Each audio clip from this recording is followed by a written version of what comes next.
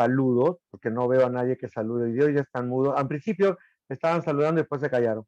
¿Cómo están, muchachos? Buenos días, ¿cómo están? Muy bien, buenos días, muchachos, gracias. Justo estábamos conversando con la Miss Chasa y creo que algunos ya escucharon. La semana pasada hicimos clase de virus y empezamos lo que era la parte de célula o citología. ¿Se acuerdan? Muy bien.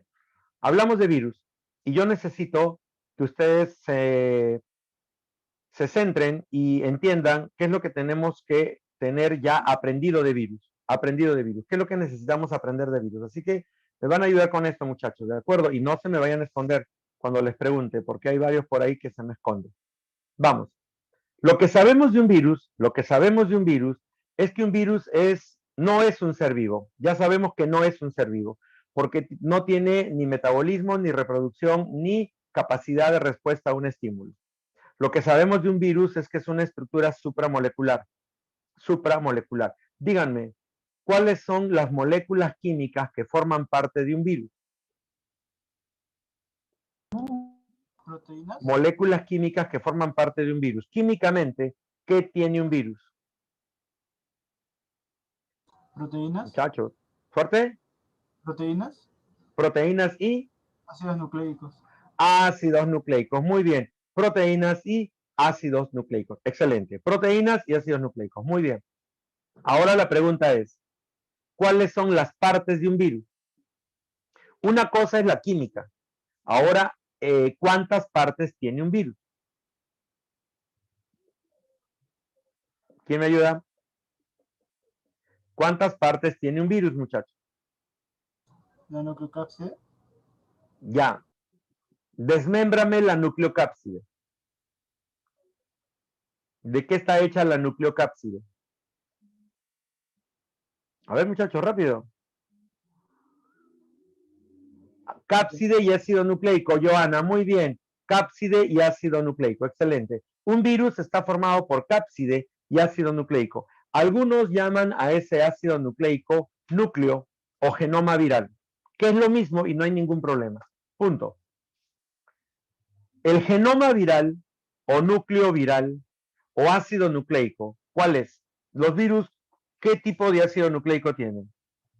Pueden tener ARN o ADN. Exacto, la clave es esa, o ADN o ARN. Muy bien, muy bien. Ahora, ¿y la envoltura externa qué nombre lleva?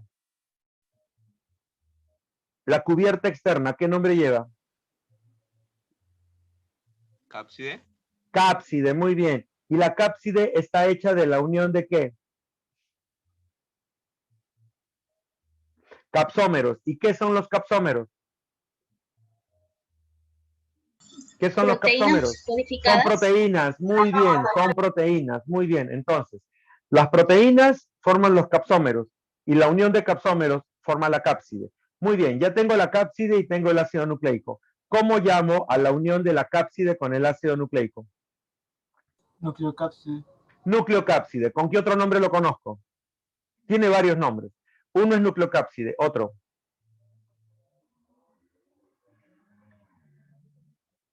Díganlo, nucleocápside, otro. ¿Nadie? Virus desnudo o virión. Tres nombres. Nucleocápside, virus desnudo o virión. ¿De acuerdo? Eso es un virus que solamente tiene cápside y ácido nucleico. Se acabó. Pero algunos virus tienen una envoltura externa. Pregunto, ¿esa envoltura externa qué es? ¿Es una? A ver, ¿esa envoltura externa qué es? ¿Es una? ¿Quién me ayuda? ¿Es una? Membrana, es una membrana. Muy bien. Pregunto, ¿cuál es la estructura química de una membrana? ¿De qué está hecha químicamente una membrana? ¿Quién me ayuda? Estructura química de una membrana. ¿De qué está hecha químicamente la membrana? Muy bien, está hecha de lipoproteínas. ¿Qué más? ¿Qué más tienen? Lipoproteínas, muy bien. ¿Qué más tienen? Glucolípidos. Glucolípidos, muy bien. Lipoproteínas y glucolípidos, muy bien. Ahora, muchachos, escúchenme un ratito, por favor. Escúchenme un ratito para que puedan entenderlo. ¿Estamos de acuerdo? Muy bien, escúchame, escúchame. Los fosfolípidos de la membrana, ¿de dónde vienen? ¿Del virus o de la célula? De la célula. Muy bien, los fosfolípidos vienen de la célula. Muy bien. Segundo, las proteínas de la membrana, ¿quién las codifica? ¿El virus o la célula?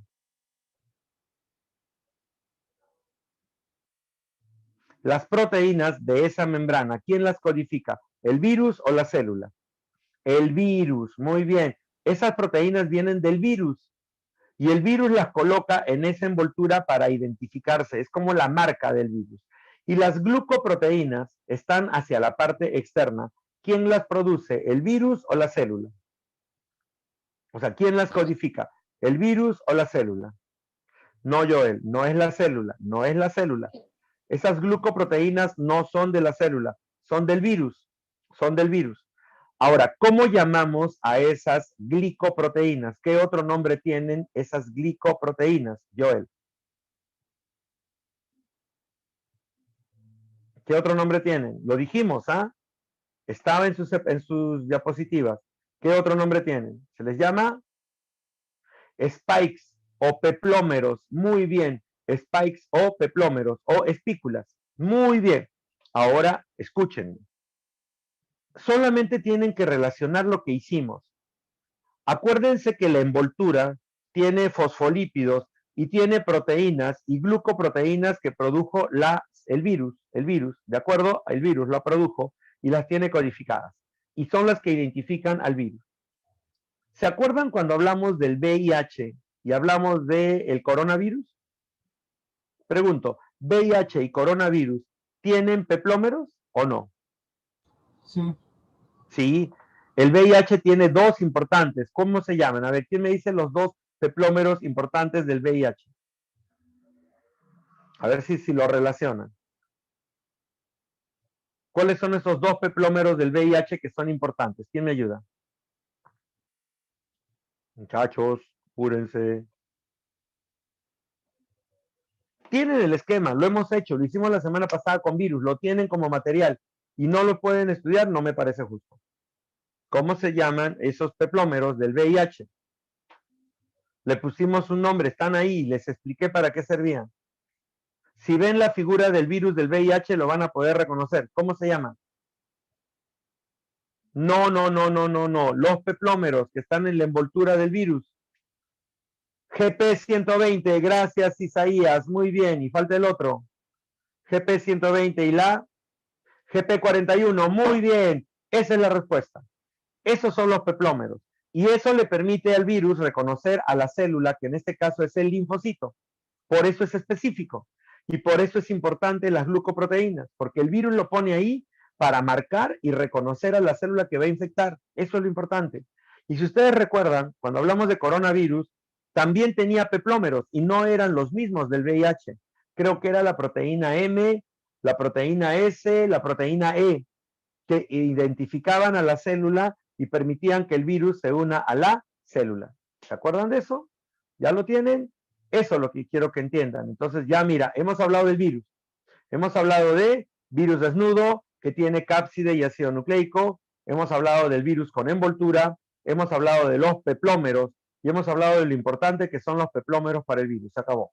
Pero ¿pueden ustedes mencionarme cuántos criterios tenemos para clasificar a un virus?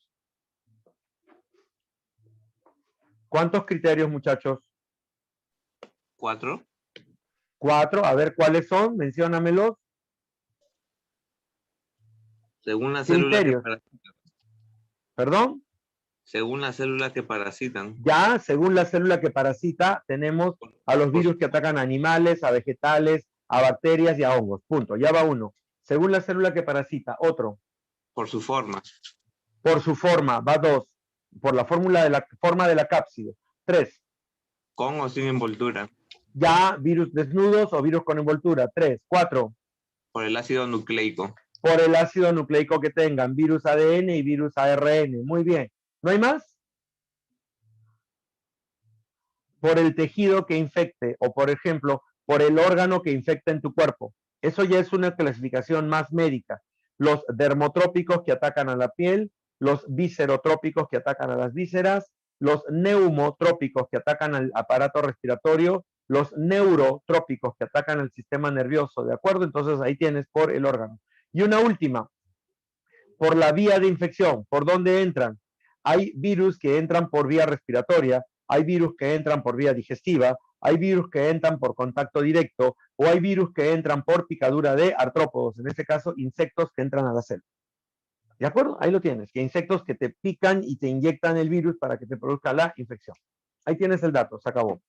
Muchachos, díganme, ¿cuántas etapas de replicación, perdón, cuántos tipos de replicación tiene un virus? Tipos de replicación de un virus. 2, ¿cuáles son? ¿Cuáles son?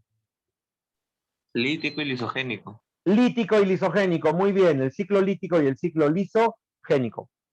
Lítico y lisogénico. ¿Podrías decirme tú cuál es la diferencia entre lítico y lisogénico? En el lítico, apenas la célula es infectada, se generan nuevos virus y al crearse nuevos virus destruyen la célula. ¿Ya? En el lisogénico, en el lítico es lo que me acaba de decir. ¿Y en el lisogénico qué pasa? El ADN o el ARN ya transcrito ADN se une al material genético de la célula y la célula puede seguir duplicándose, pero con el ADN del virus. Ya, y la pregunta es, no, claro, lo va a tener incluido. La pregunta es, ¿en el ciclo lisogénico logro producir nuevos virus? Sí, pero no de manera tan agresiva como en el lítico. O sea, sí llega a producir virus, o sea, no se inactiva. Se inactiva cuando el sistema inmunológico está bien y cuando el sistema inmunológico está débil, se activa el ADN del... No, pero en el caso del ciclo lisogénico, ¿el virus se está inactivado o se mantiene activo produciendo virus? Esa es la única característica que quiero que diferencie. Está inactivo en el lisogénico. Inactivo, por lo tanto, no produce virus. Sí, no produce ¿cierto? virus. No produce virus. ¿Y cómo llamamos a este virus inactivo que está en el ciclo lisogénico? ¿Latente? Ya, se le llama virus latente, pero tiene otro nombre. Virus atenuado. Ya, tiene otro nombre. Prófago. Exacto, a eso quería llegar. Lo llamas prófago. Es un virus inactivo, es un virus latente que no está causando la producción de nuevos virus y solamente entra a la célula, se inactiva, se bloquea y el ácido nucleico se pega al ácido nucleico de la célula y ahí se mantiene por tiempo indefinido. Ya tienes la diferencia entre ciclo lítico y ciclo lisogénico. ¿Estamos de acuerdo? ¿Hasta ahí? Muy bien. Ahora, terminando. Díganme cuáles son las etapas de un ciclo lítico. Etapas de un ciclo lítico. Fase de absorción. Ya, sigue. Fase de penetración. Sigue. Fase de eclipse y fase de ensamblaje. Y fase ya. de listo. Ya, muy bien. ¿Alguien más tiene algo que decir aparte de eso? ¿Alguien más tiene alguna idea para entender eso? ¿O solamente nos quedamos con la idea de su amigo? Muchachos, actívense. Ahora, solamente hay una persona que tiene su cámara abierta, que es Benjamín. Los demás están con toda la cámara apagada, ni siquiera han puesto foto, no sé quiénes son, y solamente me hablan unos 3 o 4 personas. Los demás no los conozco. No sé qué pasa. Muchachos, la clase para todos, no solamente para 3 o 4 personas. Así que necesito que ustedes también estén activos. Tu amigo, su compañero, disculpa que no sé tu nombre. ¿Cuál es tu nombre el que me acaba de dar la respuesta? Eric. Eric, muy bien, Eric. Gracias, Eric. Eric nos ha dado una secuencia. ¿Todos están de acuerdo con eso? ¿Hay algo que cambiar o lo dejamos ahí? Había chicas también que estaban respondiendo. No se queden mudas, muchachos. Hablen. Si no se acuerdan, hablen. La liberación en el ciclo lítico. Ya, muy bien, por ahí va bien. O sea, ustedes aceptan todo. No, muchachas, no es así. Te voy a dar un dato y quiero que lo aprendas. Ahorita lo vas a aprender y me vas a ayudar. Para recordar las etapas del ciclo lítico, quiero que tú pienses que tú eres un virus. Tú eres un virus y al frente tienes un montón de células que vas a infectar. Tú eres un virus. y tienes un montón de células que vas a infectar. Primera etapa, este virus puede atacar a todas las células en conjunto, ataca a cualquier tipo de célula o ataca a una célula en particular. A una célula en particular. Muy bien, entonces, ¿qué es lo primero que tendrías que hacer? Reconocer. Muy bien, entonces la primera etapa, colócale reconocimiento. Si lo vas a anotar, colócalo ahí, reconocimiento. Identificación o reconocimiento, si lo quieres llamar así. Si para ti es más fácil es eso. No, Joel, todavía no te fijes. Todavía no. Todavía. Estamos yendo por etapas. Has reconocido a la célula. Reconocido. Una vez que la has reconocido, a través de tus peplómeros, de tus spikes o de los que tengas, inmediatamente ahora vas a unirte. Ahí viene la segunda etapa. Fijación o unión. El virus se ha unido a la célula. ¿Y por qué se ha unido? Porque la célula tiene un receptor para los spikes del virus. Entonces lo reconoce y le permite que se una. Fijación. Mira, ya tenemos reconocimiento y fijación. Muy bien. Una vez que el virus se ha fijado y se ha pegado a la célula, ¿qué es lo que tiene que ocurrir ahora? La siguiente etapa, por lógica.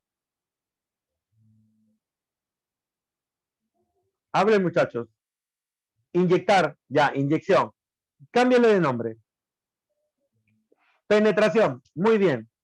¿Qué significa? Que el virus tiene que penetrar dentro de la célula. El virus tiene que penetrar dentro de la célula. Penetración, muy bien. Penetró el virus. Pero el virus entra completo. El virus entra completo. Tiene el ácido nucleico y la cápside. Pero la cápside impide que el virus funcione porque el ácido nucleico está protegido. ¿Qué tendría que ocurrir ahora? Para dejar libre el ácido nucleico, ¿qué tendría que ocurrir?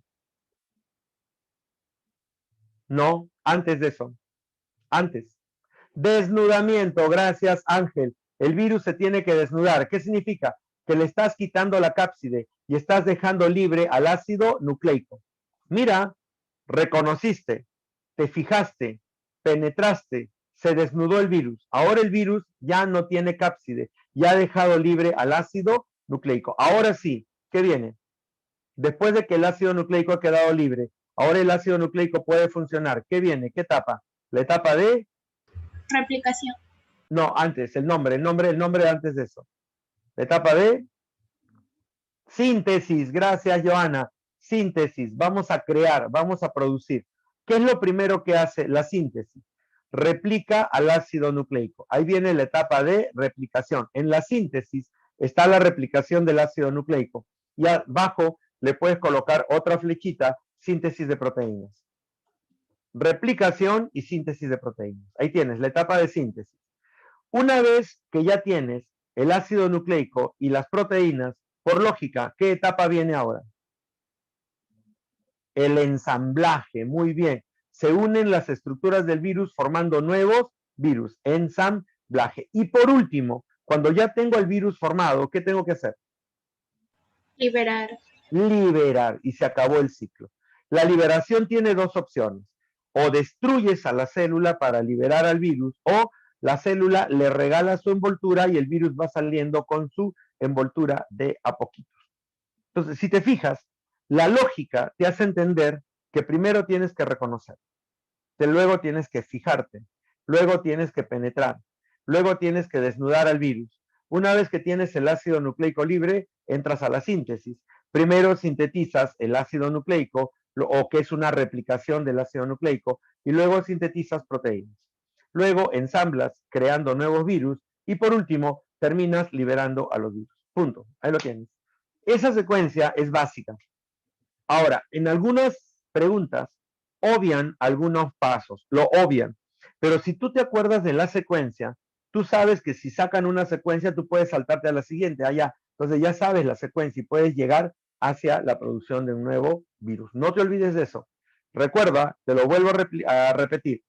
Reconoce, se fija, penetra, se desnuda, sintetiza, ensambla y libera. Punto. Pero aquí hay un dato. No he hablado de eclipse. No hay ninguna fase que diga eclipse. ¿Qué entendemos por eclipse viral? ¿Quién me ayuda? ¿Qué entendemos por eclipse viral?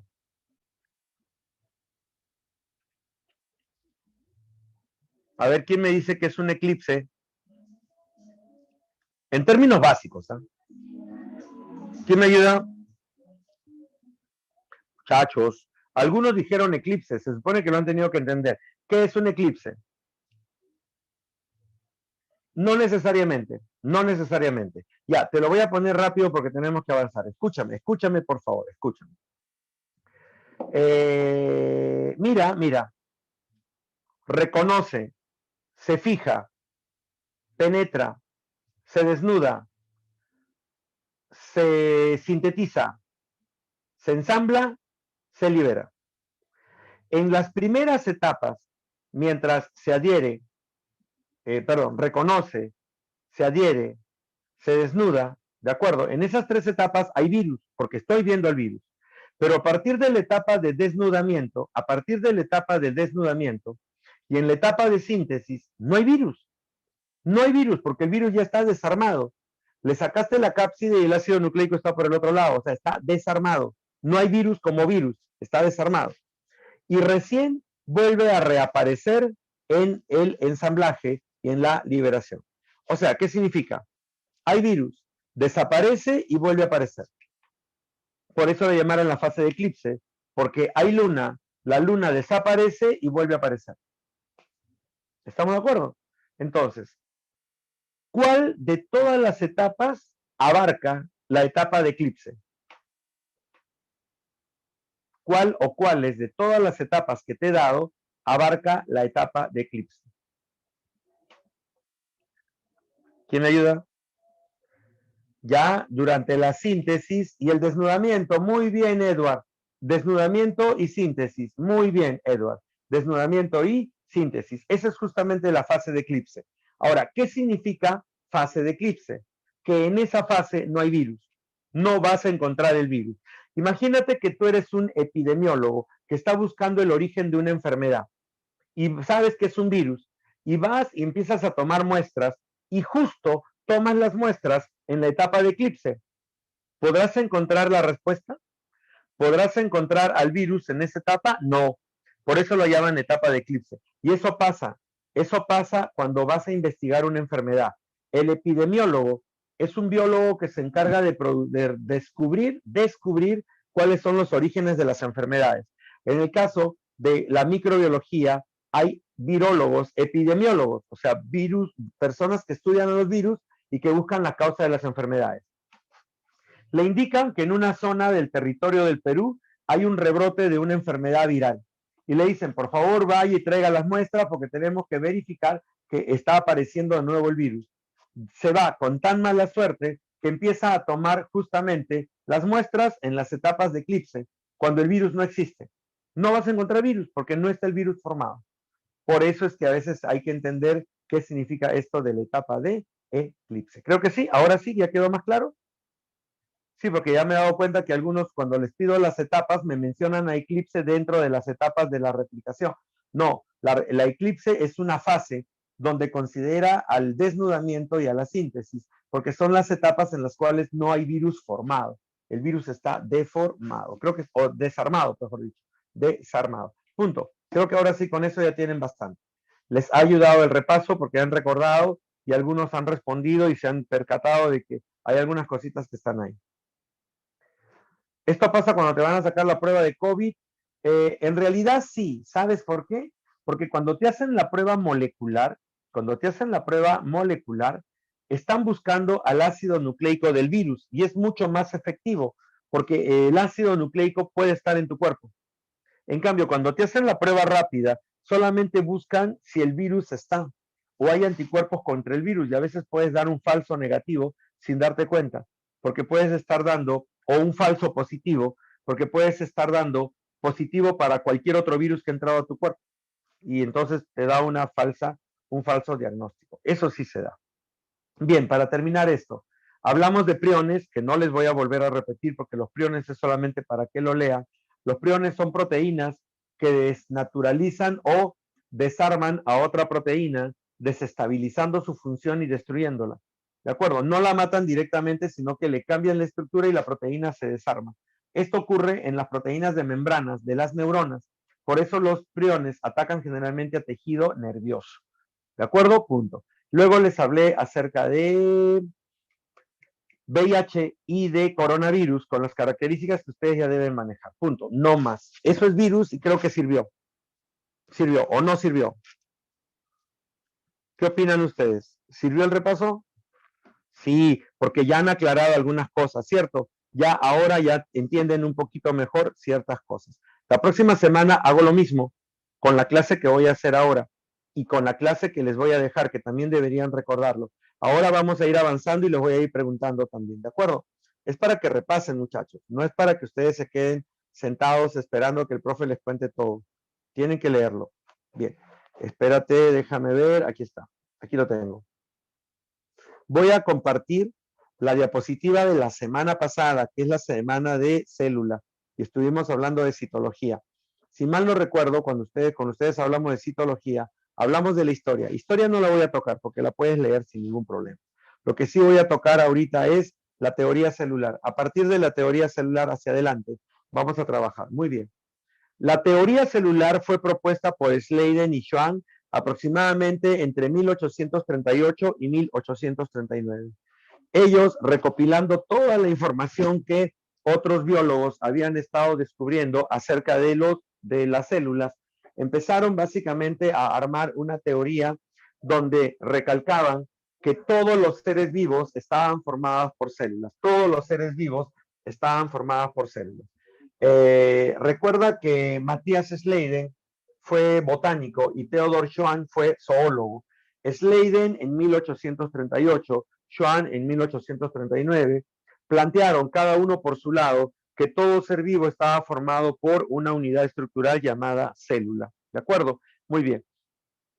Pero imagínate la revolución que causó en ese momento decir que nosotros estábamos formados por células.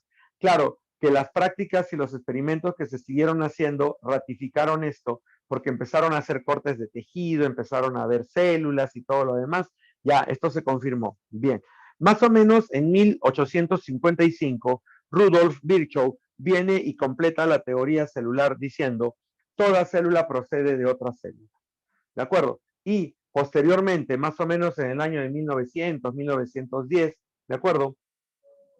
Aparecen los genetistas que han redescubierto las leyes de Mendel y descubren que la genética, o sea, los genes, están localizados en una célula y pasan de una célula a otra, pasan de la célula madre a las células hijas. ¿Estamos de acuerdo? Entonces, esa característica no la tienes que olvidar. Ahora, escúchame un ratito, por favor. La teoría celular ya se completó, más o menos hacia el año de 1910. Y entonces la teoría como que ya se completa y de esta manera, escúchame. La célula, todo ser vivo, está formado por una o más células. Primer dato. Segundo dato, la célula es lo más pequeño que tiene vida propia, es la unidad anatómica, fisiológica y genética de todo ser vivo. Ahí deberíamos completar esa parte. Anatómica, fisiológica y genética de todo ser vivo. ¿Estamos de acuerdo? Muy bien. Ahora, toda célula procede de otra célula. Toda célula procede de otra célula. Ese es el aporte de Virchow, ¿de acuerdo? Y la célula madre pasa los genes a la célula hija, o pasa el material hereditario, la información genética a la célula hija, ¿de acuerdo? Muy bien, entonces, esas características ya tenemos que recordarlas. Bien.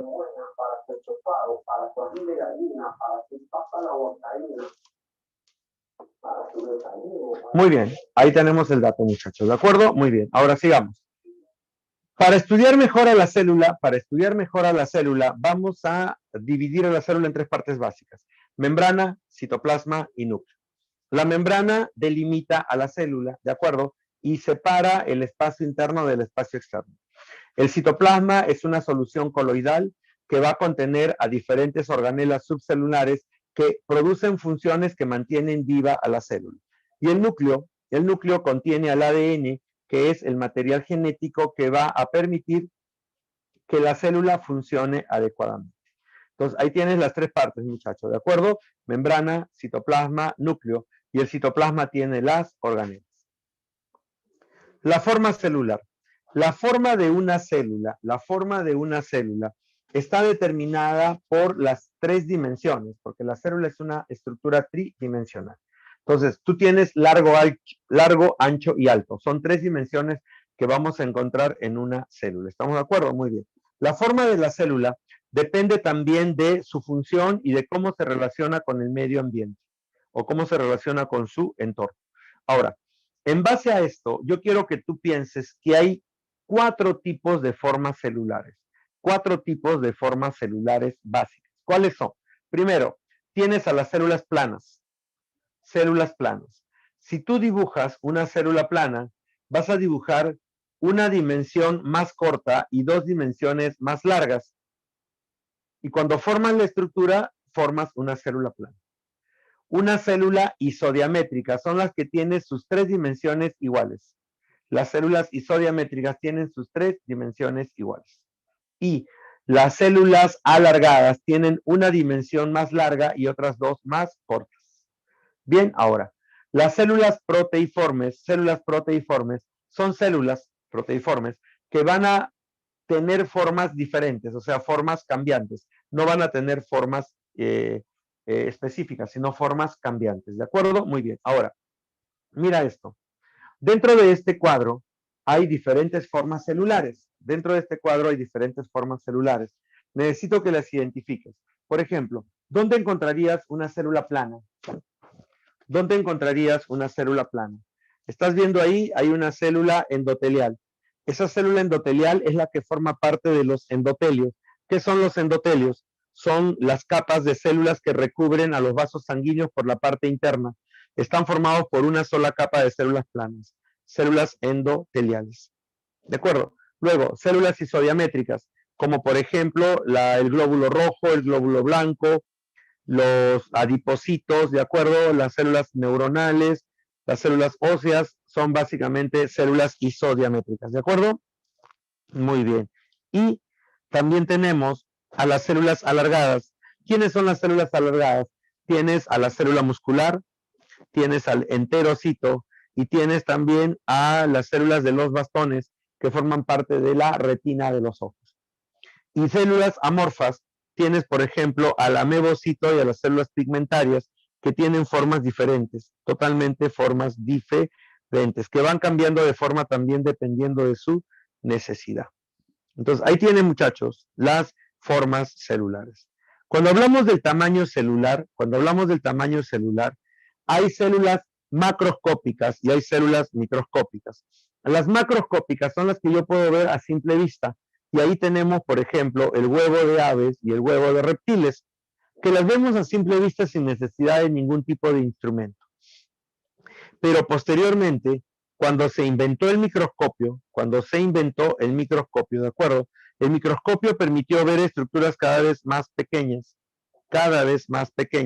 y esas estructuras más pequeñas como una célula, como una bacteria, como una mitocondria, ya no podíamos medirlo con las unidades básicas y tuvimos que crear nuevas unidades. En este caso apareció la micra. Lo más pequeño que se tenía era el milímetro, pero a partir del microscopio óptico que se inventó, empezamos a observar células y lógicamente se tenía que inventar una nueva unidad y se inventaron las micras. Ahora, quiero que tú veas en el cuadro, ahí tienes una regla en un cuadro, quiero que ubiques dónde está el milímetro, ubica al milímetro, ¿de acuerdo? Y luego ubica a la micra. Milímetro es un mm. Y una micra es un UM. ¿De acuerdo? Un mm y un ¿estamos de acuerdo? Muy bien. Entonces, dime cuánto espacio hay entre un milímetro y una micra. ¿Cuántos espacios estás contando entre un milímetro y una micra? Tienes el cuadro, me lo puedes decir. Espacios grandes, ¿cuántos? Muchachos, 3 espacios, muy bien. Por lo tanto, eso significa que le tengo que quitar 3 ceros. Entonces sería a la menos 3. Una micra es 10 a la menos 3 milímetros. Una micra es 10 a la menos 3 milímetros. Lo que te comenté la semana pasada, una micra 10 a la menos 3 milímetros, eso significa que es la milésima parte del milímetro. Milésima parte del milímetro. ¿Queda claro? Ahora, pero después se inventó el microscopio electrónico. Y a partir del microscopio electrónico empezamos a ver virus, empezamos a ver ribosomas y empezamos a ver moléculas como proteínas y como lípidos. Y se aparecieron estructuras cada vez más pequeñas. Tuvimos que inventar una unidad menor que la micra. Y la unidad menor que la micra es el nanómetro. Una unidad menor que la micra es el nanómetro. Pregunto, ¿cuántos espacios hay entre 1 milímetro y 1 nanómetro?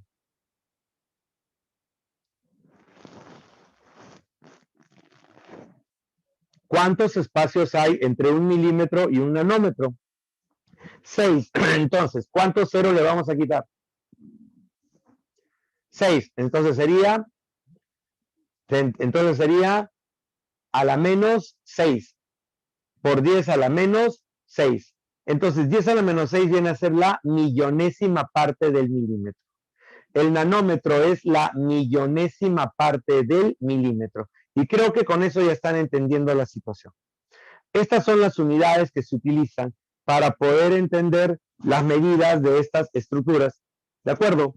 Con micras, una célula, una bacteria, una mitocondria. Con nanómetros son estructuras más pequeñas como los virus, los ribosomas, las proteínas, los lípidos que forman parte de la estructura. Yo sé que a algunos les gusta esta otra, ¿cómo se podría decir? Se me fue la palabra. Esta otra conversión o relación, se podría decir, relación. Por ejemplo, tiene la misma característica, los microscopios ópticos, los microscopios electrónicos, pero lo que te va a gustar es el recuadro que está hacia el lado derecho. 1 centímetro es igual a 10 a la menos 2 metros. 1 milímetro es igual a 10 a la menos 5. Metros, una micra es igual a 10 a la menos 6 metros. Y un nanómetro es igual a 10 a la menos 9 metros. 10 a la menos 9 metros. ¿De acuerdo? Ahí están los nanómetros, ¿de acuerdo? Y ahora por eso lo llamas nanómetro, metro, 9 metros, la 10 a la menos 9 metros. Creo que ahora sí. Ya tienen la unidad, ya tienen la medida, ya tienen más o menos el dato. Ahora a continuar.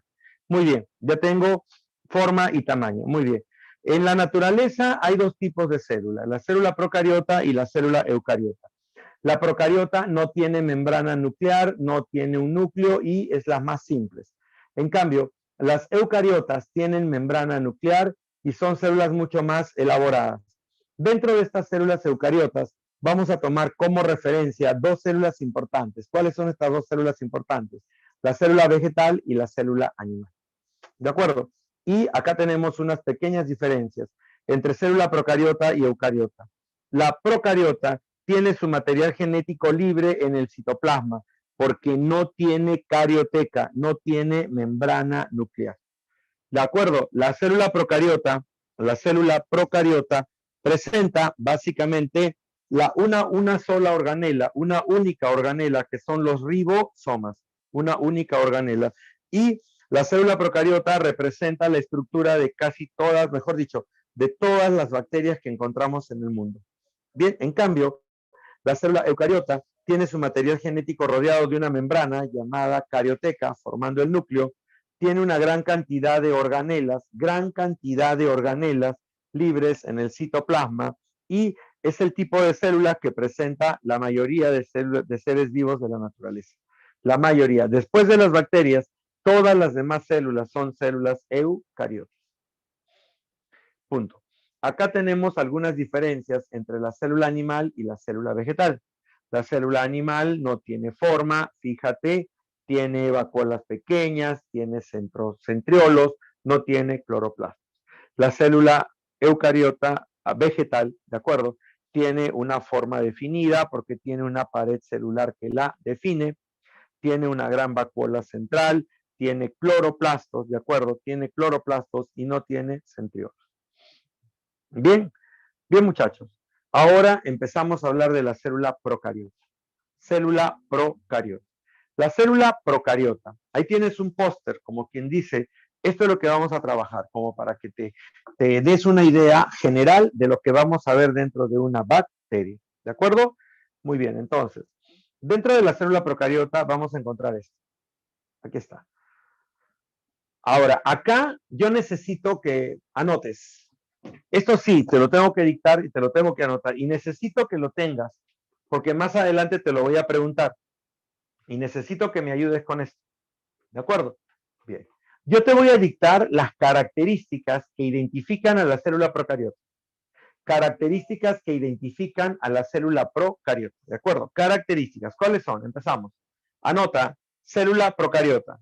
Bueno, su tamaño oscila entre 1 a 10 micras. ¿De acuerdo? Incluso dicen que hay bacterias que miden 300 micras. Ya, eso es lo básico. Lo otro que te tengo que decir, un renglón o un guión o como quieras colocarle uno. Célula procariota, 1. Es la menos evolucionada. Menos evolucionada. ¿Qué significa esto? Que la célula procariota, menos evolucionada, se piensa que fue la primera célula en aparecer sobre la Tierra. ¿De acuerdo? La primera célula en aparecer sobre la Tierra. Ahí tienes a la célula procariota. Segundo dato, no tiene carioteca, carece de carioteca, significa que no tiene membrana nuclear, carece de membrana nuclear, no tiene membrana nuclear. ¿De acuerdo? Muy bien. Tercero, no tiene núcleo organizado, carece de núcleo organizado. Como no tiene carioteca, el núcleo está disperso en el citoplasma. 4. No tiene organelas membranosas, carece de organelas membranosas. ¿De acuerdo? No tiene retículo endoplasmático, aparato de Golgi, lisosomas, no hay nada de eso. ¿De acuerdo? Muy bien. 5. No forma tejidos, no forma tejidos. Las células procariotas no se asocian, por lo tanto, no forman tejidos. Quiero que entiendas esto. No forman tejidos, no forman órganos, no forman sistemas, no forman individuos. Significa que todos los individuos procariotas son unicelulares. Todos los individuos procariotas son unicelulares. Todos son unicelulares. Creo que queda claro. No hay problema por ahí. Ya tienes el dato. Sigamos, muchachos. ¿De acuerdo? Y por último, las células procariotas no forman cromosomas. No tienen tienen el ADN, pero no lo pueden empaquetar para formar al cromosoma. No lo pueden empaquetar para formar al cromosoma. Por lo tanto, no forman cromosomas. Y por lógica, por consecuencia, no realizan mitosis. No realizan mitosis. Punto. Eso es lo que quiero que lo tengan y quiero que lo recuerden y cuando les pregunte me respondan. Lo recapitulo nuevamente. La célula procariota es la más primitiva. No tiene carioteca, núcleo desorganizado, no tiene organelas membranosas, no forma tejidos y no forma cromosomas. Se acabó el asunto. Eso es lo que quiero que tengas ahorita en tu cabeza y lo tengas anotado porque más adelante te lo voy a preguntar. Muy bien. Ahora, acá tienen un pequeño resumen de las estructuras de la célula procariota. El nucleoide contiene al material genético, que es el ADN, ¿de acuerdo? Los plásmidos es un ADN adicional que tiene la bacteria. El citoplasma es el lugar donde se realizan las reacciones metabólicas y puede almacenar inclusiones o tener ribosomas. La pared celular es una estructura dura, rígida y resistente que le da forma a la bacteria. Y el la cápsula, es una envoltura compacta que protege a la bacteria contra algún tipo de ataque del sistema inmunológico. Y el glucocálix es la misma cápsula, solamente que está en formación. El glucocálix es una cápsula en formación, porque básicamente el glucocálix son ramas de moléculas entretejidas, nada más. En cambio, la cápsula ya es una estructura mucho más compacta. Muy bien, muchachos. Muy bien. La forma de una bacteria depende de la pared celular. La forma depende de la pared celular. ¿Estamos de acuerdo? Entonces, dependiendo de la pared celular, vamos a tener cocos, que son redondos, bacilos parecen chisitos o chipis, ¿de acuerdo? ¿Lo están viendo ahí? Bacilos parecen chisitos. Los vibrios que parecen chipis volteados o chisitos así medios curvos. Y los espirilos, que son los sacacorchos. ¿Quiénes son los sacacorchos? Esas estructuras que tú utilizas para sacar los corchos de la botella, que parecen así como una espiral, ya, así son los espirilos, ¿de acuerdo? Muy bien. Las bacterias pueden agruparse, se pueden agrupar, y cuando se agrupan van a formar diferentes formas. Por ejemplo, cuando los cocos forman cadenas, como si fueran un collar de perlas, estamos hablando de un estreptococo. Estreptococo. Cuando forman racimos, estamos hablando de un estafilococo. Estafilococo. Cuando forman, cuando van de a dos, estamos hablando de los diplococos. Diplococos. Y faltaría acá uno que no lo vemos, que son las sarcinas.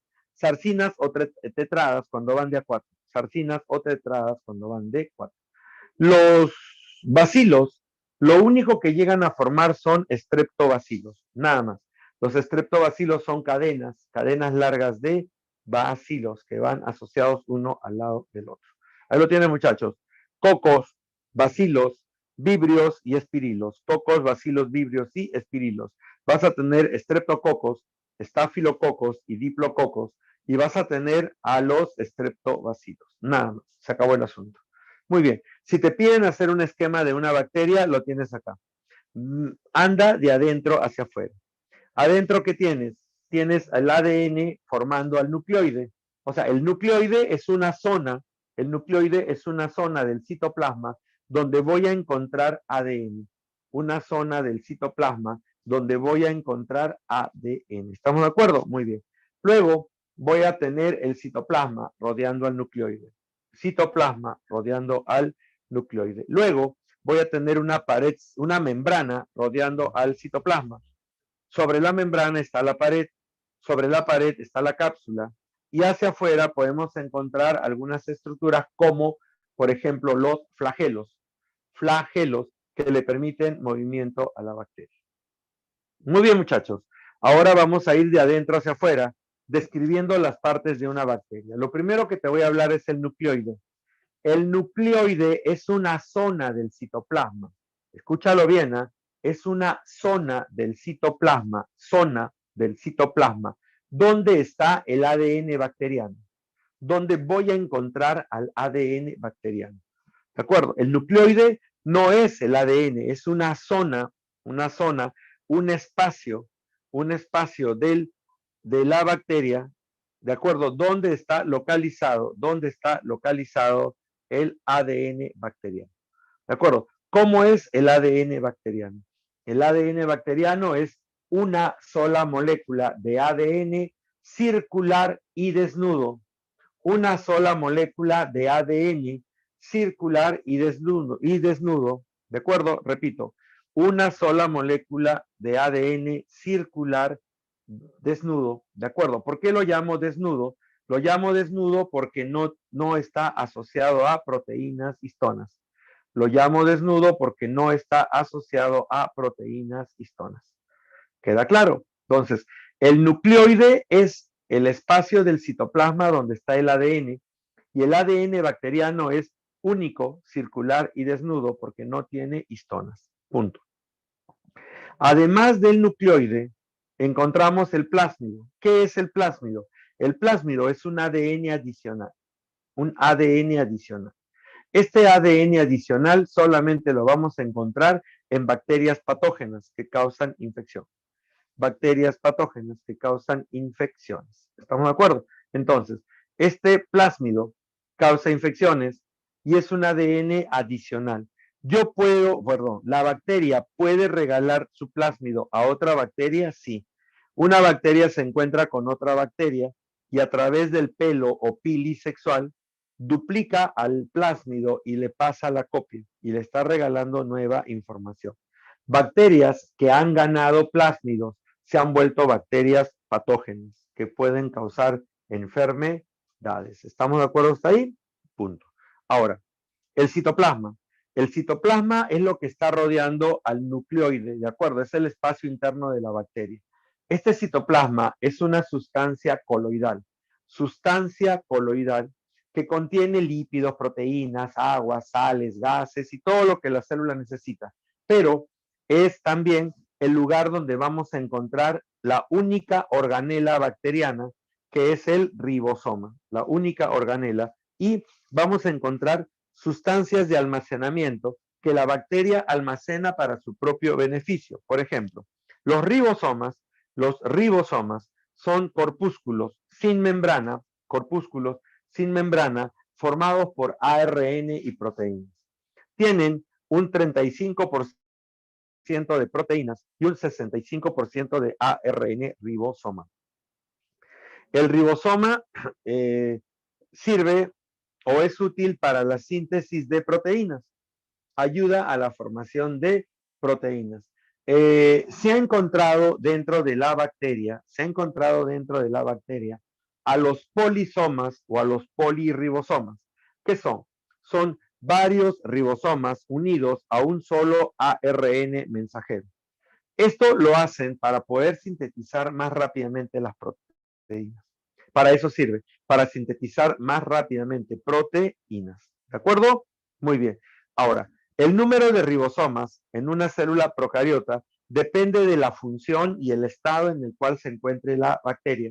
De repente está produciendo algún tipo de infección, de repente está reproduciéndose y necesita síntesis de proteínas. Aparte, el ribosoma procariota pesa 70 S. S significa sedimento. ¿De acuerdo? Entonces, ese es las características de los ribosomas. Inclusiones. Inclusiones son sustancias que la célula procariota almacena dentro como sustancias de reserva. En este caso, por ejemplo, puede almacenar carbohidratos bajo 3 formas, como ácido poli-beta hidroxibutírico, como almidón o como glucógeno. Son carbohidratos que van a estar metidos dentro del citoplasma. O si no, van a almacenar gránulos de azufre, grandes cantidades de nitrógeno, y cuando almacenan fósforo, forman polifosfatos. Forman los polifosfatos. ¿Qué son los polifosfatos? Son sales de fósforo que le damos el nombre de volutina o gránulos metacromáticos o gránulos de Babes-Ernst, que fueron los que los descubrieron. Por si acaso te doy los nombres, no vaya a ser que en algún examen te pregunten alguno de los nombres de estos gránulos de polifosfatos. Muy bien. Sobre el citoplasma vamos a encontrar la envoltura de la célula bacteriana. Esta envoltura va a estar formada por membrana, pared celular y membrana citoplasmática. Está formada por la membrana, la pared celular y hacia más afuera la cápsula más externa. Voy a hablarte de la membrana. De la bacteria, Te vas a dar cuenta de que esta membrana es importantísima. La membrana está formada por lípidos y proteínas. O sea, está formada por una doble capa de fosfolípidos y proteínas. Pero hay algo que llama la atención. No tiene esteroides. Carece de esteroides. Tú, en tu membrana, tienes fosfolípidos, proteínas y esteroides. La bacteria no. La bacteria solamente tiene fosfolípidos y proteínas. No tiene esteroides. ¿De acuerdo? Excepto en un grupo de bacterias que no tienen pared celular y son las micoplasmas. Las micoplasmas no tienen pared celular. Por lo tanto, tienen que reforzar su membrana y por eso es que ellas tienen esteroides en su estructura. La membrana celular es una estructura vital para la célula. ¿Por qué? Por eso, sobre todo para la bacteria. ¿Sabes por qué? Porque la membrana controla funciones importantísimas. Primera función, transporte. Controla todo lo que entra y sale de la célula.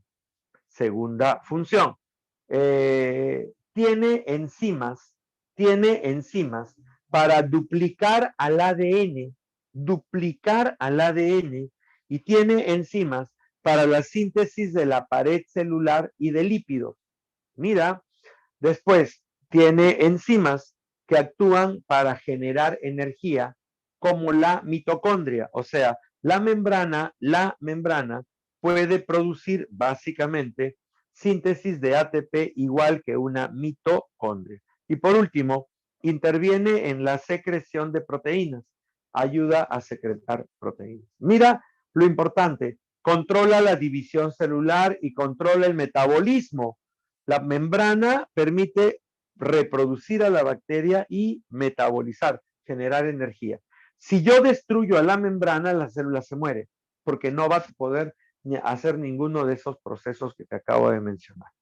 Punto. Ahora, la membrana plasmática, que está formada por una doble capa de fosfolípidos y proteínas, puede formar unos pliegues hacia adentro llamados mesosomas. Aquí está. Los mesosomas son invaginaciones de la membrana, los estás viendo ahí, mesosomas, invaginaciones de la membrana, ¿de acuerdo? Que contienen enzimas para producir ATP por un proceso de respiración, que es la respiración celular, o ADN transferasas, que se encargan de producir ADN, se encargan de replicar al ADN. Los mesosomas que nosotros conocemos son invaginaciones, pero hay dos tipos de mesosomas, el mesosoma en tabique y el mesosoma lateral.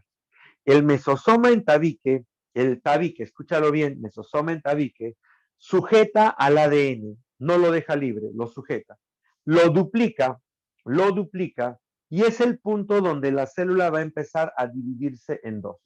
El mesosoma en tabique, ¿de acuerdo? El mesosoma en tabique sirve para sujetar al ADN bacteriano, para duplicar al ADN bacteriano y para permitir la división de la célula. División de la célula. El mesosoma lateral tiene la característica de tener enzimas para realizar la respiración celular, o sea, igual que la mitocondria genera ATP, tiene enzimas que le permiten también realizar fotosíntesis y asimilación de nitrógeno. Allí también se asimila grandes cantidades de nitrógeno. Entonces, ahí tienes el dato, muchacho. Esta es la función del mesosoma en tabique y del mesosoma lateral. Mesosoma en tabique y mesosoma lateral. Punto. Esa es la membrana. Entonces, ahora entiendes que si tú destruyes a la membrana de una bacteria, la matas. Y por eso hay antibióticos que destruyen a las membranas de las bacterias para producir o evitar una infección. La pared celular bacteriana es una pared dura, rígida y fuerte que define la forma de la célula. La protege, en realidad la protege, ¿de acuerdo? La pared celular le da rigidez a la célula, le da forma a la célula, ¿de acuerdo? Rigidez y forma, y es una barrera contra agentes tóxicos. Barrera contra agentes tóxicos, ¿de acuerdo? Ahora, la estructura química está formada por peptidoglucano. Está formada por peptidoglucano, ¿de acuerdo? El famoso, ¿qué es el peptidoglucano? El peptidoglucano es una molécula formada por derivados de carbohidratos, como son el N-acetilglucosamina y el N-acetilmurámico. N-acetilglucosamina y N-acetilmurámico, ¿de acuerdo? Entonces, estos dos derivados de carbohidratos se asocian con enlaces beta 1,4, ¿de acuerdo? Y van a asociarse con aminoácidos, con 4 aminoácidos, o sea, con un tetrapéptido que los va a mantener asociados. Como estás viendo la figura, el N-acetilmurámico y el N-acetilglucosamina están asociados por enlace beta 1,4 y ahí aparecen básicamente los péptidos, la cadena de aminoácidos que los va uniendo, esos 4 aminoácidos que se van uniendo poco a poco. Punto. Ahora, dependiendo de la estructura de la pared celular, vamos a tener dos versiones. Las paredes gram positivas y las paredes gram negativas. Las gram positivas son paredes muy simples, que solamente tienen peptidoglucano, ácido lipoteicoico y ácido teicoico. ¿De acuerdo? Solamente tiene 3 componentes. peptidoglucano, ácido lipoteicoico y ácido teicoico. En cambio, las paredes gram negativas son mucho más complejas. Van a tener, mira bien, escúchame, tiene peptidoglucano. Después del peptidoglucano tiene una capa de lipopolisacáridos, ¿de acuerdo? Perdón, lipoproteínas. Luego, sobre esta lipoproteína aparece una membrana externa. Y sobre la membrana externa aparece el lipopolisacárido. Escucha, tiene peptidoglucano, lipoproteína, membrana, tiene una membrana afuera, una membrana externa, y tiene una capa de lipopolisacáridos. O sea, tiene una mayor cantidad de moléculas y sobre todo mayor cantidad de lípidos en su estructura. Ahora escúchame. Esta bacteria gram negativa vive dentro de nuestro intestino. Y dentro de nuestro intestino son bacterias inocuas que no nos van a causar infección. El problema es que cuando estas bacterias salen de nuestro cuerpo con las heces, pueden contaminar los alimentos o el agua. Y cuando estos alimentos o agua llegan nuevamente a nuestro cuerpo, ingresan nuevamente a nuestro cuerpo, entran por la boca, llegan al intestino, al estómago, y en el estómago el pH ácido y las enzimas atacan a estas bacterias y le rompen la capa más externa. Si tú estás viendo, la capa más externa es el lipopolisacárido. Ese lipopolisacárido que está más externo está formado por polisacáridos y lípido A. Cuando esto se rompe por acción de las enzimas digestivas, separas al lípido A del polisacárido, lo separas. Y ese lípido solito es el que actúa como endotoxina. Esa endotoxina va a producirte fiebre, te va a producir diarreas, náuseas y vómitos, y ese es el que causa la infección. Por eso es que las bacterias gram negativas, que nosotros las llamamos normalmente bacterias coliformes, porque viven en nuestro intestino, cuando entran a nuestro cuerpo por los alimentos contaminados o agua contaminada, en ese momento se activa la endotoxina y nosotros empezamos a sentir los síntomas. Por eso es el peligroso de estas bacterias. Punto. Acá tienes la comparación entre una gram positiva y una gram negativa. Si estás viendo, la gram positiva solamente tiene peptidoglucano, ácido lipoteicoico y ácido teicoico, y la gram negativa tiene peptidoglucano, lipoproteína, membrana externa y lipopolisacárido. Ahora, esto permitió crear una técnica que diferencia las gram positivas de las gram negativas a través de una coloración. Y esta coloración se le llama la técnica Gram. Christian Gram crea esta técnica, ¿de acuerdo? ¿Y cómo la hace? Te cuento. En primer lugar, tiñe a las bacterias con un color azul morado. Ese es el cristal violeta, el color azul morado, ¿de acuerdo? Este color azul morado tiñe a todas las bacterias de un solo color, como el que está hacia la izquierda. Pero luego utiliza un decolorante que es un alcohol acetona. Este alcohol acetona disuelve a la pared gram negativa porque tiene una gran cantidad de ¿qué? De lípidos en su estructura. Entonces, la pared gram negativa se disuelve con el alcohol y la acetona y pierde el color.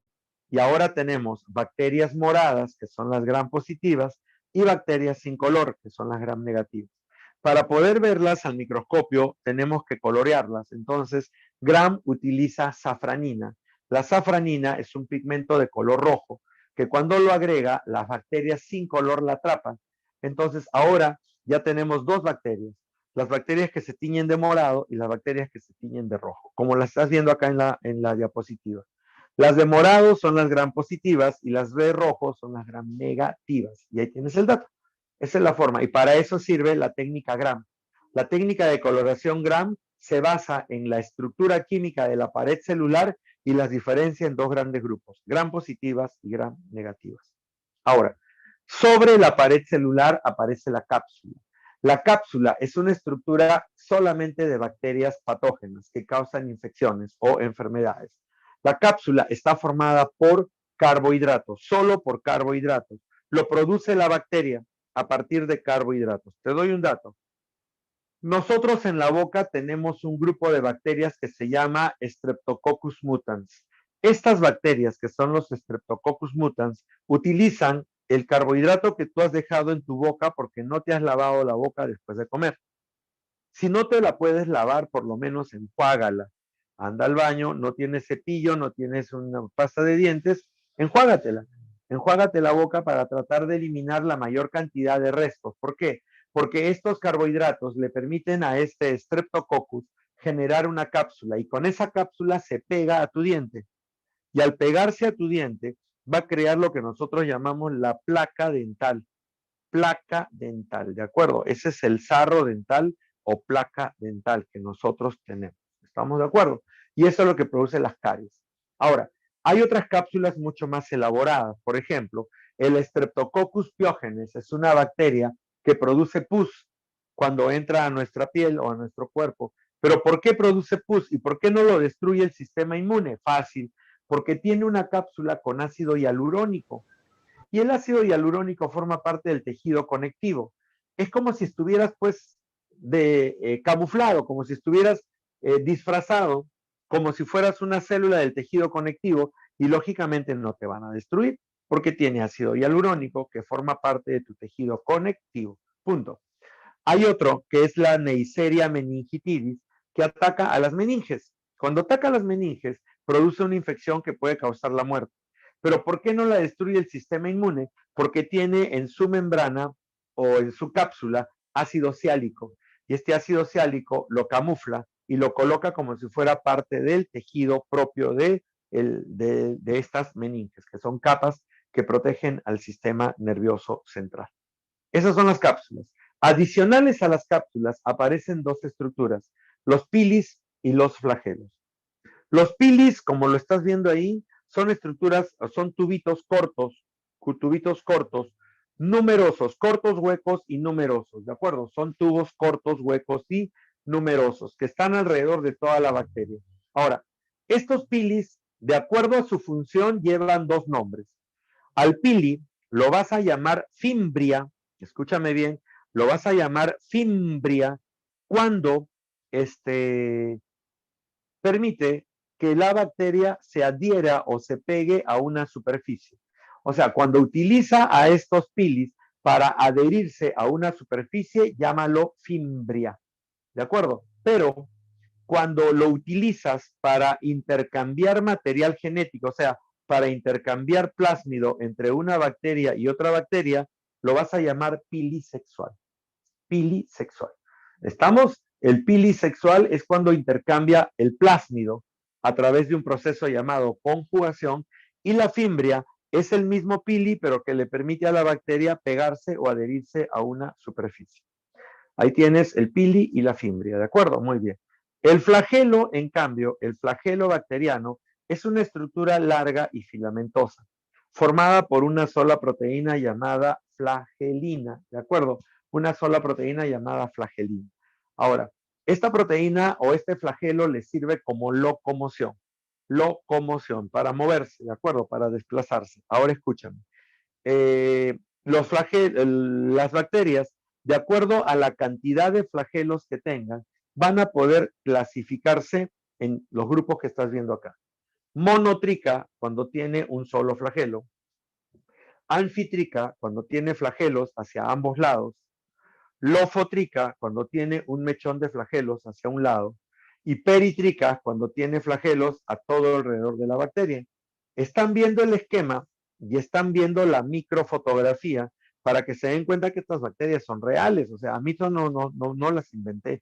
Están así, ustedes las han encontrado. Y de acuerdo a la cantidad de flagelos, ahí tienes monotrica, anfitrica, lofotrica, peritrica. ¿Estamos de acuerdo hasta ahí? Bien. Con esto estamos terminando lo que es una célula procariota. Célula procariota, ¿de acuerdo? Ahora escúchame.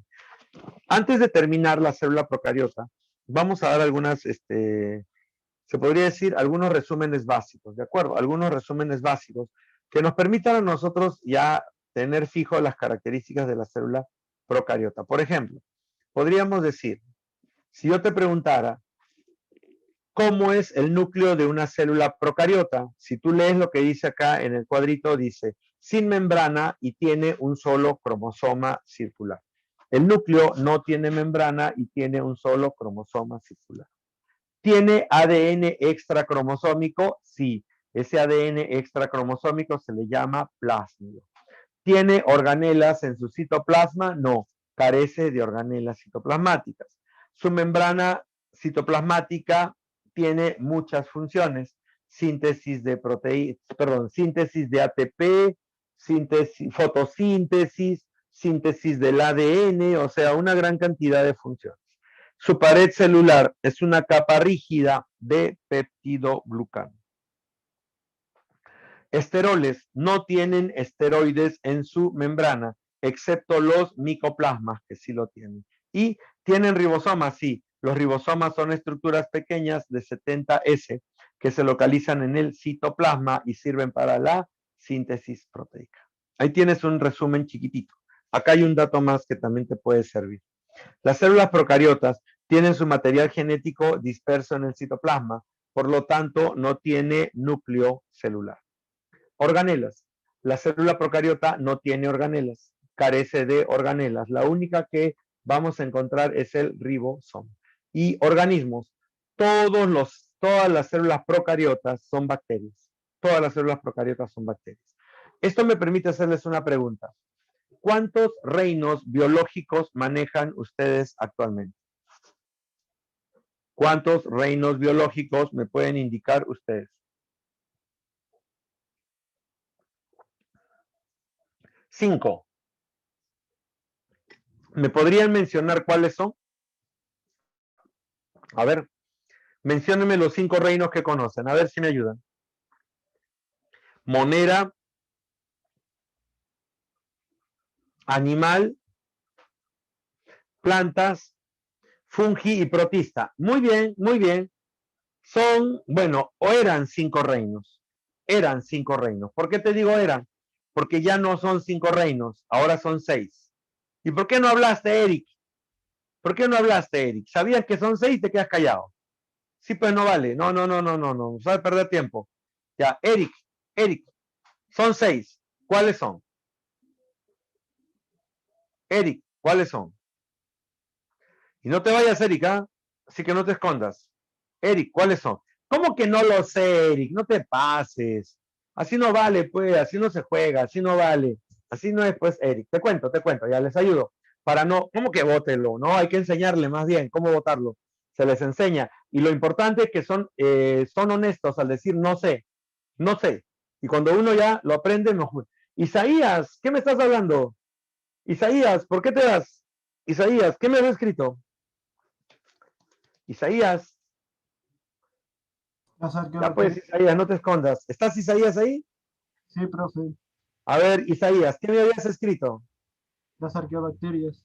Ah, muy bien, arqueobacterias. ¿Qué más me vas a decir? ¿Sobre las arqueobacterias? No. ¿Qué más? Continúa. Eubacterias. Eduardo te está ayudando. Ya hay eubacterias. O sea, hay arqueobacterias y hay eubacterias. ¿Qué más? ¿Qué más reinos? Sigan. Ahí se quedaron. Ya, te ayudo. Actualmente, Google solo me pone estos casos. Te pasaste, Alejandro, y todavía me viene a decir que plagia de Google. ¿De acuerdo? No, escúchame un ratito.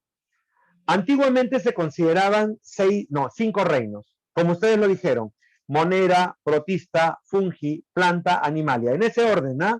Monera, lo más primitivo; protista, fungi, planta, animalia, los 5 reinos. Pero en 1990, Carl Woese propone que el reino Monera debería desmembrarse en 2 reinos, porque son estructuralmente diferentes y tienen características metabólicas diferentes. Y Carl Woese propone que el reino Monera sea roto en 2 reinos: el reino Arqueobacterias y el reino Eubacterias. Las cianobacterias están dentro de las eubacterias, que son las bacterias verdaderas. Entonces, actualmente tenemos 6 reinos: arqueobacterias, eubacterias, protista, fungi, planta, animalia. 6 reinos biológicos. Ahí está: animales, plantas, fungi, protozoarios, y no vi lo último porque se borró. pero los últimos son arqueobacterias y eubacterias. Punto, se acabó. Con esto acabamos célula procariota. Y salgo de acá porque tengo que ir al otro lado. Escúchenme, acá hay uno más. Hoy día tenemos que empezar célula eucariota y ahora ustedes me van a ayudar. Y les voy a demostrar algunas cosas que ustedes sí conocen. Escúchame. Va aquí. Escúchame. Vamos. Tenemos esto. A ver. Hoy día vamos a hablar el tema 7, célula eucariota. Mira, escúchame. ¿Qué es esto? Si yo te pongo esto al frente, ¿tú qué me vas a decir? ¿Qué es? Célula vegetal. ¿Por qué? Por la pared celular. Ya, 1, pared celular, 2, La vacuola central, la grande. vacuola grande, 2, 3. Y por los Cloroplastos. cloroplastos. Tiene cloroplastos. Muy bien, muy bien. Ahora, y si te coloco esto, ¿qué me vas a decir? Una célula animal. Célula animal, muy bien. ¿Por qué? Su membrana celular no tiene forma No tiene forma. ¿Por qué no tiene forma? porque no tiene pared. Muy bien, no tiene pared celular. Sigue, ¿qué más? Las vacuolas son pequeñas Tus vacuolas son pequeñas, muy bien, sigue. y tiene Tiene centriolos. centriolos. Y tiene centriolos, algo que la célula vegetal no tiene. Me parece excelente. Y ahora les voy a pedir que me ayuden con esto. ¿Qué es 1? Membrana celular. Muy bien. ¿Qué es 2? Citoplasma. Muy bien. 3. Am,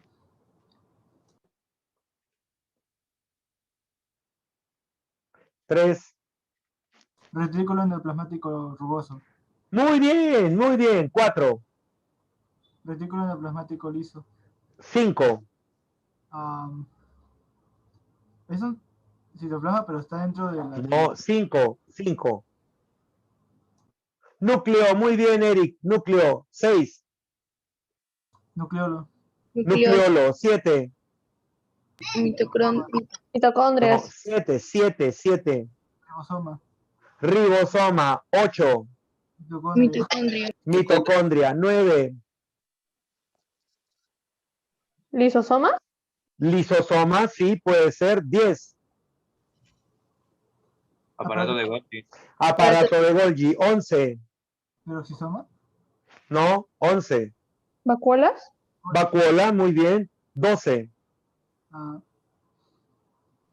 Centriolo, muy bien, Leonardo, centriolo, y 13. Citoesqueleto. Citoesqueleto, se acabó el asunto. ¿Se han dado cuenta, muchachos, que nosotros no hemos hecho clase de esto? Las diapositivas recién se las voy a dar hoy día. Y recién ustedes están hablando de célula eucariota.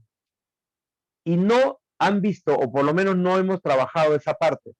Esto significa que ustedes ya han tenido una clase de célula antes, o han escuchado hablar de estas estructuras antes. Porque mira, para que alguien venga y me diga que el 3 es el retículo endoplasmático rugoso, tiene que conocer y saber que el retículo endoplasmático es un saco membranoso que tiene ribosomas en la parte superior. O que me vengan a decir que el 8 es una mitocondria, porque están viendo el esquema y tienen que recordar o tienen que saber que esta mitocondria debe tener en su estructura doble membrana y forma crestas. Mira, y ahí está. O deben saber que el aparato de Golgi es un conjunto de sacos membranosos que se van asociando y forman un conjunto de sacos llamados Golgisoma o cuerpo de Golgi o aparato de Golgi. Y si me dicen 12, que es el centriolo, por lo mínimo tienen que saber que es un cilindro hueco formado por 9 tripletes de microtúbulos. Mira todo lo que tu cuerpo, tu cabeza sabe y que has reconocido solamente por ver un dibujo. ¿Me entiendes? O sea, eso es lo importante. Ustedes saben, lo tienen. Hay que ordenar nada más. Es lo único que tienen que hacer, ordenar para que puedan ya poder repasar y entender básicamente las partes de una célula. Ordenarse. Y lo que hemos hecho ahora estamos haciendo eso. Vamos a ordenarlo, ¿de acuerdo? Mucho. Muy bien. ¿Me entienden ahora, Eric? Tú has respondido, Eric, así que no vengas a decir qué es eso. Has respondido y sabes muy bien de lo que estamos hablando. Por ejemplo, ¿por qué me dijeron que el 6 es el nucleolo? Porque saben que hay una organela que está dentro del núcleo, que es el nucleolo, y que tiene ciertas funciones como síntesis de proteínas. Claro, hay algo, o sea, no están perdidos en el espacio. En célula sí conocen algo. Entonces, yo voy a tratar de darles los datos más importantes. ¿De acuerdo? Los datos más importantes. Ahora escúchenme. ¿Se acuerdan que yo les dicté algo de la célula eucariota? Ya, ahora lo voy a usar. Y ahora lo vamos a usar. Y tú me vas a ayudar. Yo voy a decir lo de la célula procariota. Y tú vas a negarlo todo y vas a decir lo contrario. Yo digo célula procariota y tú dices lo contrario. ¿Estamos de acuerdo? Por ejemplo, yo voy a decir, la célula procariota es la menos evolucionada. ¿Tú qué dirías? La más evolucionada. Muy bien, Eric. Otra. Yo te voy a decir, la célula procariota carece de carioteca o membrana nuclear. ¿Tú qué vas a decir? Tiene carioteca. Tiene carioteca. Muy bien. Yo te voy a decir, la célula procariota tiene núcleo desorganizado. ¿Qué me vas a decir tú? Tiene núcleo organizado. Núcleo organizado. La célula procariota no tiene organelas citoplasmáticas. ¿Qué me vas a decir tú? No, perdón, organelas membranosas. ¿Qué me vas a decir tú? Sí tiene ¿Qué vas a decir tú? Que tiene, Que tiene. tiene organelas membranosas. Muy bien. Yo te voy a decir, la célula procariota no forma tejidos. ¿Qué dirías tú? Eucariota sí forma tejidos. Forma tejidos. Y la célula procariota no forma cromosomas. ¿Qué me vas a decir tú? Eucariota sí forma cromosomas. Cromosomas. Ya está. ¿Te diste cuenta por qué te hice escribir eso? Porque si tú recuerdas la estructura de una célula procariota, lo contrario es la célula eucariota. Y eso te sirve, porque ya tienes para repasar sin ningún tipo de problema. Apréndete procariota y lo niegas y se convierte en eucariota. ¿Ya está? Y ya tienes el dato sin ningún tipo de problema. Creo que lo puedes entender hasta ahí. Ese es el truco. Por eso les dije que lo anoten, porque así lo van a poder repasar mejor. Muchachos, dime una cosa. ¿En cuántas partes divido a una célula para su mejor estudio? 3. ¿Cuáles son? ¿Cuáles son esas 3? Membrana, Núcleo, citoplasma y membrana. citoplasma y núcleo. Muy bien, membrana, citoplasma y núcleo. Excelente, punto. Yo voy a utilizar eso para explicarte las partes de una célula. Bien. Mira, la primera parte es la membrana, o sea, todo lo que encontremos hacia afuera que forme parte de la membrana. Hacia afuera voy a encontrar el glucocálix, ¿de acuerdo? El glucocálix es una estructura que está en la superficie que actúa como receptor de membrana. La pared celular está formando parte de la estructura y es una estructura rígida y fuerte que le da forma a la célula. Y la membrana controla el transporte y el reconocimiento celular. ¿Quién tiene glucocálix? ¿Quién tiene glucocálix? Aprendan a leer la separata. La célula A. ¿Qué es célula A? Célula animal. Muy bien. CB es célula vegetal. ¿Quién tiene pared celular? Célula vegetal.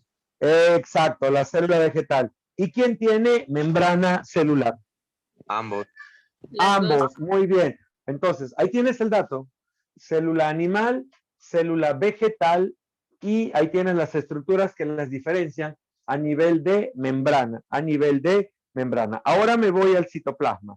Te cuento, todas las estructuras que están dentro del citoplasma se llaman organelas. Todas se llaman organelas. Lo que yo he hecho es diferenciarlas en 5 grupos considerando sus características para que tú las puedas estudiar mejor.